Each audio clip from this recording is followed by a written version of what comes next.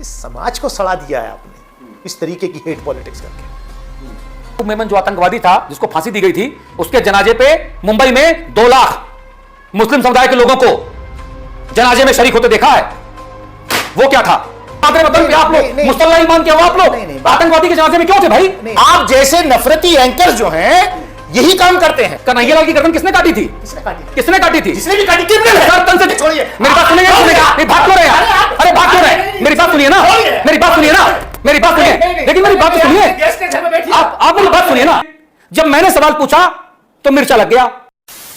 नमस्कार दोस्तों, स्वागत आप सभी का। आप देख रहे हैं खबरी शो। दोस्तों आज की वीडियो में हम देखने वाले एक धमाकेदार इंटरव्यू पत्रकार अतुल अग्रवाल और बसपा के सांसद दानिश अली के बीच में। दोस्तों वही दानिश अली जो अभी कुछ दिन पहले संसद में बीजेपी के सांसद रमेश भदौड़ी के द्वारा गरियाए जाने को लेकर काफ़ी चर्चा में थे। तो दोस्तों ये इंटरव्यू इतना मज़ेदार होने वाला है कि आपने ऐसा इंटरव्यू पहले कभी नहीं देखा होगा। दोस्तों ऐसे ऐसे सवाल पूछे गए पत्रकार महोदय की तरफ से कि बीच इंटरव्यू में ही दानिश अली माइक फेंक के भाग गए। तो दोस्तों बने रहिएगा वीडियो में अंत तक, वीडियो बहुत ही मजेदार होने वाली है। आपसे अनुरोध, अगर आप चैनल पे पहली बार आए हैं या चैनल को अभी तक सब्सक्राइब नहीं किया है तो चैनल को सब्सक्राइब किए बिना मत जाना। चलिए मेन वीडियो स्टार्ट करते हैं।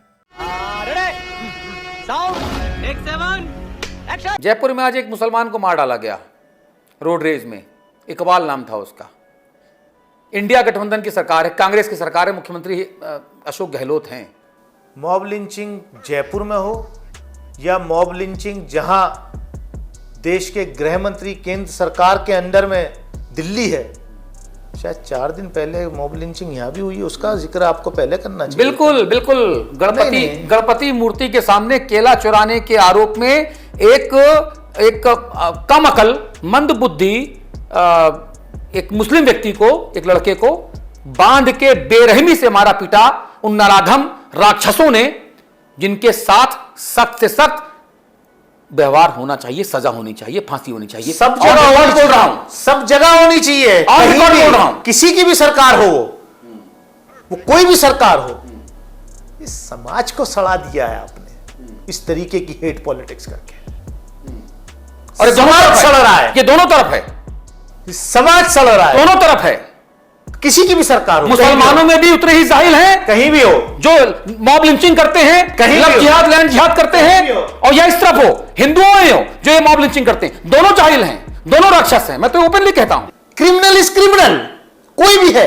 लेकिन लिंचिंग करने वालों को मालाएं नहीं पहनाई जाती जो भाजपा के सांसद और मंत्री करते हैं। बीजेपी के तो सारे ही ये करते हैं। मैं बुलंदशहर की भी बात कर रहा हूं, मैं झारखंड की भी बात कर रहा हूं। मैंने तो याकूब मेमन जो आतंकवादी था जिसको फांसी दी गई थी, उसके जनाजे पे मुंबई में 2 लाख मुस्लिम समुदाय के लोगों को जनाजे में शरीक होते देखा है। वो क्या था? इस पे बात होगी कि नहीं होगी? कौन मना कर रहा है? तो निंदा करिए ना उसकी। याकूब मेमन दोषी था, उसको फांसी लग गई। तो फिर 2 लाख लोग जनाजे में क्या कर रहे थे? मुस्लिम समाज ने दुनिया भर में क्या मैसेज दिया? अच्छा होता कि उसके परिवार के अलावा मुस्लिम समाज का कोई आदमी नहीं जाता और कहता कि जो देश का दुश्मन है वो हमारी कौम का दुश्मन है। जो देश तो सर्टिफिकेट, और 5 वक्त नमाज पढ़ते हो आप लोग जी, सर झुकाते हो इस मादरे वतन पे आप लोग, मुसल्ला ईमान क्या हुआ आप लोग? आतंकवादी के जनाजे में क्यों थे भाई? नहीं, बार सर्टिफिकेट हमसे मांगा जाएगा। सर्टिफिकेट कहां मांगा जा रहा है? अपने आचरण में दिखना चाहिए। आपको आचरण में दिखना चाहिए। कहां दिख रहा है? क्यों आतंकवादी के जनाजे में मुस्लिम समाज के लोग 2 लाख की तादाद में मुंबई में मौजूद थे, क्यों थे भाई? आप पार्लियामेंट की बात करो ना सर। मैं तो पूरे मुल्क की बात करूंगा। पार्लियामेंट की बात करो ना। हिंदुस्तान जितना आप मेरा हम सकता है, बिल्कुल। तो हिंदुस्तान को अच्छा बना के रखने की आप जैसे नफरती एंकर जो हैं देश में लोगों को बांटने का ही काम करते हैं। देखो आप सर्टिफिकेट बांट रहे हो। आप सर्टिफिकेट, आपका काम ही ये है। आप जैसे नफरती एंकर जो हैं यही काम करते हैं। अरे मैं तो आप बता रहा हूं। आप मेरी घटना की बात हो ना, मुझे सर्टिफिकेट पाके क्या हासिल हो जाएगा?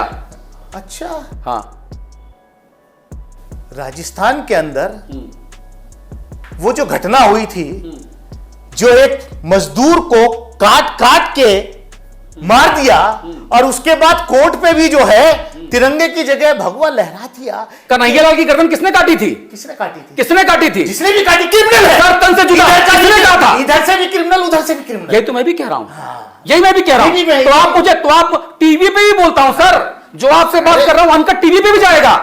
मैं क्या कह रहा हूं? आप मुझे नफरती एंकर कहोगे कहो, लेकिन देश अच्छा करो। क्रिमिनल देश अच्छा करने का काम आपका भी हम है। सबका है। आप दिन भर नफरत फैलाते हैं, आप दिन भर नफरत फैलाते हैं। एक घटना बताइए, आप दिन भर नफरत ये मेरी फैलाते खबर हैं। की एक खबर बताइए, आप दिन भर नफरत फैलाते हैं। आप अभी भी नफरत फैलाने का काम कर रहे हैं। आप जैसे एंकर अभी भी नफरत फैलाने का काम कर रहे हैं। आप इस देश में सिर्फ नफरत फैलाने का काम करते हैं। बोल चुके हैं, मैं बोलूं? हाँ, आप नफरत फैलाने का काम करते हैं। मेरी बात सुनेंगे? हाँ, मैं सुनिए, आप ही की सुन रहा हूं। एक आप ही की सुन रहा आप हूं। जैसे सुनिए, आप आप जैसे नफरती लोगों ने तो इस देश का बेड़ा गर्क कर दिया।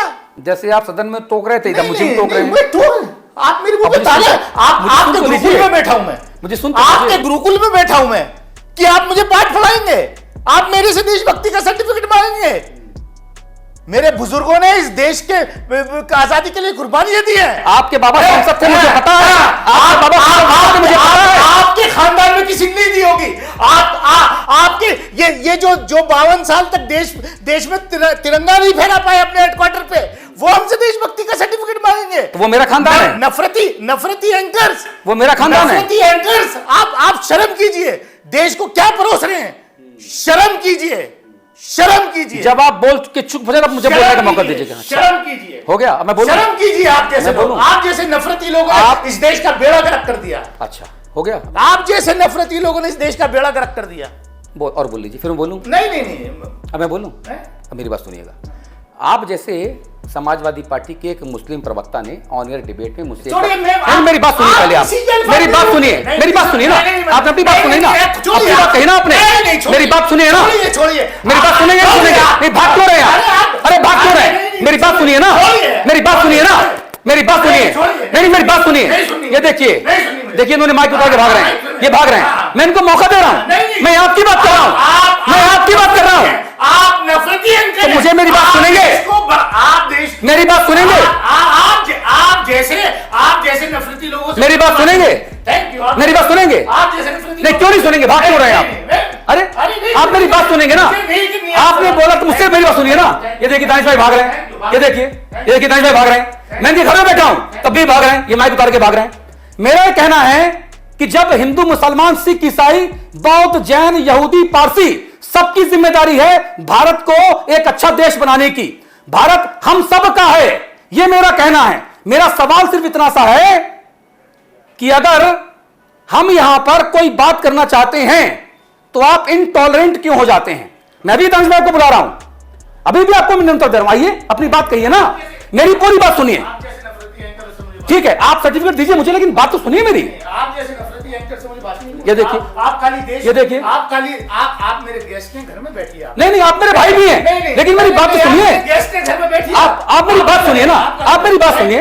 अरे आप भी मेरे हैं, लेकिन मैं नफरत फैलाने वाला फॉर्डर नहीं बनना चाहता। आप बैठिए। जो आप नफरत फैलाना चाहते हैं, नहीं, फॉर्डर नहीं है। आप मेरी बात तो सुनिए पहले। मैं नफरत फैलाने में चारा नहीं बनता। अरे भाई, चारा कौन बन रहा है? आप मेरी बात तो सुनिए। अरे मुंबई में याकूब मेमन आतंकवादी के जनाजे में 2 लाख मुसलमान क्यों थे? इस पे बात नहीं करोगे आप?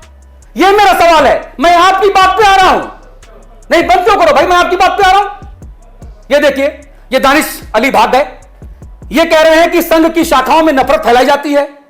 ये कह रहे हैं कि जितने हिंदू गुरुकुल हैं वहां देश विरोधी बातें होती हैं। जब मैंने सवाल पूछा तो मिर्चा लग गया। ये वही दानिश अली हैं, मैं लिख के लाया हूं, जिन्होंने अमरोहा में अगस्त महीने में भारत माता की जय के नारे लगाए जाने पर आपत्ति जताई थी। इन्होंने कहा था सरकारी कार्यक्रम है, भारत माता की जय का नारा ना लगाया जाए। इन्होंने टीपू सुल्तान को प्राउड फॉलोवर तक बता दिया था अपने आप को। बताइए आप, ये वही दानिश अली हैं जो दलितों से हाथ मिलाने और फिर उसको साबुन से धोने के आरोपी हैं। बताइए आप। और ये दानिश अली साहब हमको जो है ज्ञान दे रहे हैं देशभक्ति का। मेरा सवाल यह है कि आखिरकार अपनी अपनी कहना और इंटरव्यू को छोड़ के भाग जाना, क्या दानिश अली साहब लोकसभा में यही काम कर रहे थे कि रमेश पिथोड़ू ने अपना आपा खो दिया?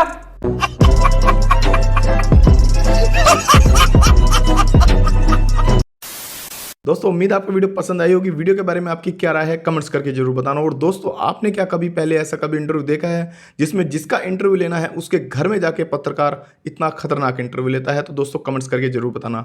मिलते हैं बहुत जल्द अगली वीडियो में, तब तक के लिए जय हिंद, वंदे मातरम।